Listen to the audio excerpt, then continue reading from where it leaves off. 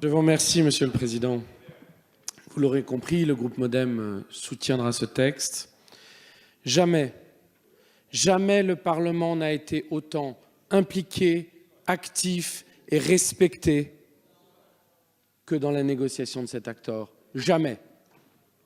D'abord parce que, je le dis pour ceux qui ne sont pas à la Commission des Affaires étrangères, lorsque la présidente a demandé, peut-être même exigé, une étude d'impact spécifique à la France, alors que jamais aucun de ses prédécesseurs ne l'avait eu pour des accords de commerce européens. Le Parlement, dans cette logique-là, a été non seulement écouté, mais, Monsieur le ministre, vous y avez répondu avec beaucoup plus que le minimum syndical, avec une étude qualitative sur laquelle vous avez impliqué le Parlement dans la définition même du cahier des charges. Et donc, je l'affirme, je le dis, contrairement à des accords qui ont été signés à l'époque de François Hollande sans aucun débat dans cet hémicycle, m'a-t-on dit, je n'y étais pas, eh bien, ces 8 heures de débat attestent, quelles que soient nos opinions sur le CETA, que le Parlement a été profondément respecté, et je crois que c'est une évolution majeure, importante, et qu'évidemment, nous escomptons continuer à l'avenir. Deuxième point, j'attire votre attention sur 2 points. On a parlé des impacts sur les accords de Paris et sur le développement durable. J'ai entendu une des interventions dire « oui, mais si le gouvernement canadien change et qu'il est défavorable aux accords de Paris ».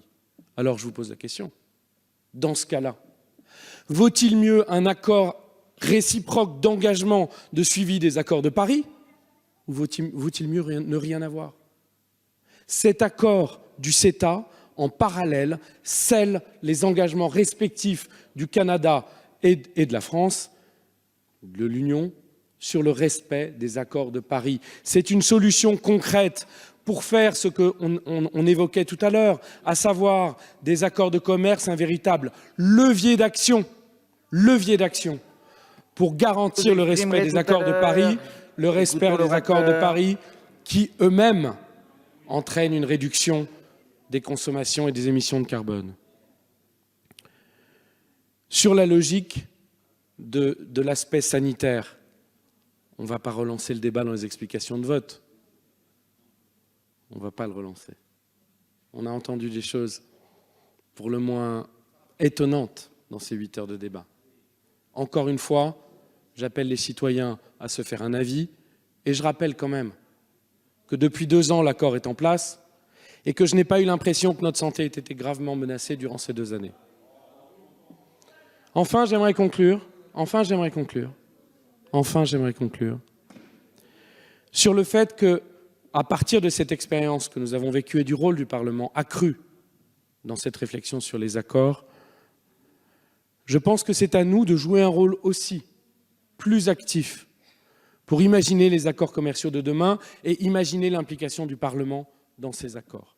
Nous avons identifié des pistes de travail très concrètes, notamment sur le moment où doit se situer ce débat, notamment dans le processus d'implication du Parlement national, même si effectivement les compétences peuvent être au niveau européen.